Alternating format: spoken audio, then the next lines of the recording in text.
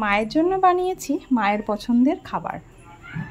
তো কিভাবে বানালাম চলুন আপনাদের সঙ্গে শেয়ার করে নিই। আশা করছি আপনারা গরমে সেফ আছেন, ভালো আছেন, সবাই সুস্থ থাকার চেষ্টা করবেন এই গরমে। আর গরমে একটু হালকা পাতলা খাবার তো আমাদের একটু মাঝে মাঝে খেতে ইচ্ছা করে, একঘেয়েমি কোনো কিছুই ভালো লাগে না। তাই আমি বানিয়ে নিচ্ছি এখন আলুর দম, আর বানাবো ফ্রাইড রাইস আর পনিরের তরকারি। ফ্রাইড রাইস আর চিলি চিকেন খাওয়ার ইচ্ছা ছিল, কিন্তু ভাবলাম মা যেহেতু নিরামিষ খাচ্ছে বৈশাখ মাসটা, তো মা রেগুলার একই খাবার খাচ্ছে, সেই জন্য ভাবলাম যে না, আজকের দিনটা মায়ের জন্য স্পেশাল কিছু বানাই। আর মা ভীষণ ভালোবাসে ফ্রাইড রাইস খেতে।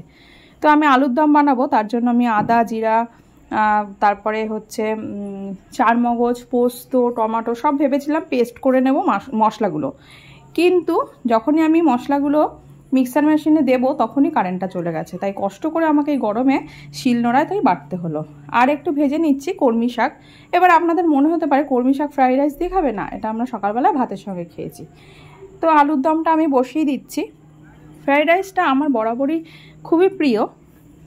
আমি প্রথমে সরিষার তেল দিলাম ফোড়ন দিয়ে, তারপরে টমেটোটা দিয়ে দিলাম। টমেটোটা দিয়ে মশলা দিয়ে ভালোভাবে কষিয়ে নেব, সমস্ত রকম মশলা দিয়ে দেবো, কষিয়ে নেব।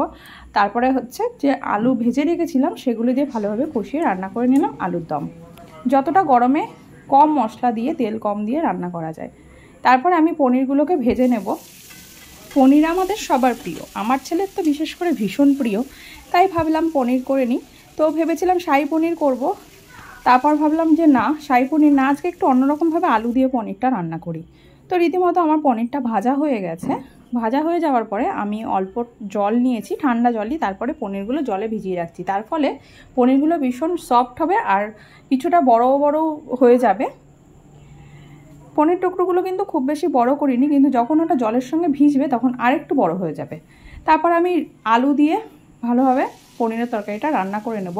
একটু পনিরের তরকারিটা একটু সাদা সাদা রাখতে চাইছি, তো সেটাই হয়েছে। শাহী পনিরে যেরকম হয় কালারটা সাদা সাদা, সেরকমই রাখবার চেষ্টা করছি।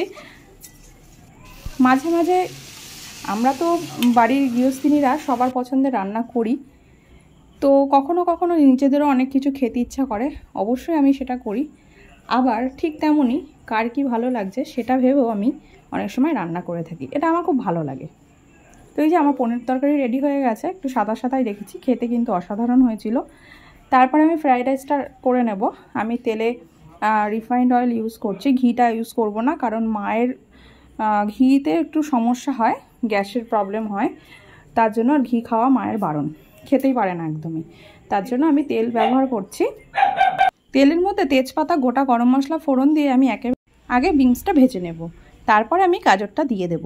একবারে ভাজা হয়ে যায়, আলাদা আলাদা করেও ভাজা যায়, তবে আমি একটু সময়টা বাঁচানোর চেষ্টা করছি, কারণ প্রচণ্ড গরম পড়েছে আর রান্নাঘরে আমাদের গরমে যে কি কষ্ট হয় শুধু মহিলারাই বুঝতে পারবে। তারপরে কাজু কিশমিশগুলো ভিজিয়ে রেখেছিলাম, সেগুলোকে দিয়ে ভালোভাবে আমি ঢেকে ঢেকে ফ্রাই করে নেব।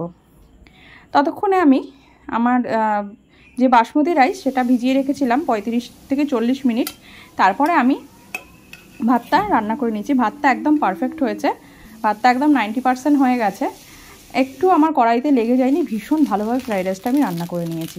তো আমাদের আজকের দুপুরের মেনু ছিল ফ্রাইড রাইস, পনিরের তরকারি, আলুর দম। তো ভিডিওটা আপনাদের সঙ্গে একটু শেয়ার করে নিলাম। আর মার খেয়ে ভীষণ খুশি হয়েছে, ভীষণ ভালো হয়েছিল। আপনাদের কেমন লাগলো, আপনাদের কার কার পছন্দ অবশ্যই জানাবেন। সকলে ভালো থাকবেন।